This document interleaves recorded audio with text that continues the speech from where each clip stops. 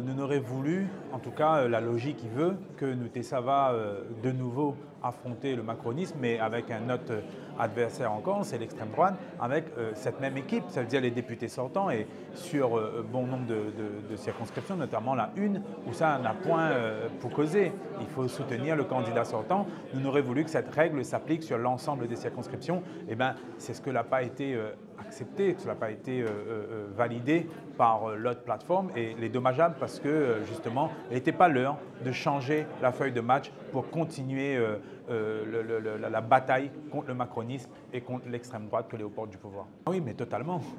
Totalement. Moi, m'aller braqué sur une seule chose depuis 2 ans, c'est de bien faire mon travail de député, et les chiffres ils causent pour moi. Je n'ai pas un député absent, Mala dépose plus de 160 amendements. En étant de l'opposition, Malaga il fait quand même accepte pas mal d'amendements. Mala fait vote une dernière PPL, pas plus loin qu'il y en a 2 semaines, à l'unanimité. Moi, mon travail depuis 2 ans, c'est être député de la 6e circonscription, député de la Réunion, et Mala pas eu le temps, moi, d'aller TRJVSC à droite et à gauche sur quelques autres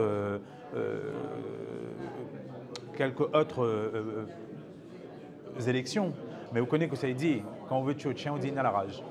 Du coup, si on ne soutient pas, c'est que ou affronte. Et les dommages d'affronte à nous, entre nous, tu vois, et de divise à nous à un moment où ça est si grave. Moi, je me disais, quand nous peut gagner ensemble aujourd'hui, il ne faut pas reporter les peurs sur demain. Et puis voilà, mais Emmanuel Séraphin, que a été aux négociations, la demande à Z, est-ce que tu veux un papier signé comme quoi il dit que moi ne serai pas candidat en 2026? Zati n'accepte pas ça non plus, donc c'est que cet argumenté-là ne tient pas. Il y a vraiment une volonté non dissimulée là de créer une division dans la 6e circonscription notamment. La population la adresse à moi une confiance en 2022, comme elle est dans le chemin, comme il marche dans le chemin, elle est marmaille des quartiers populaires, donc il reçoit beaucoup de soutien. Et c'est le soutien primordial pour moi pour aller en campagne. Donc, être confiant, c'est le travail qui donne confiance, donc nous allons aller travailler et pour porter la voix des Réunionnais, participer à son émancipation. Et le combat, mon slogan en 2022, c'était le combat continue. Je crois que c'était peut-être un peu prémonitoire, le combat doit continuer.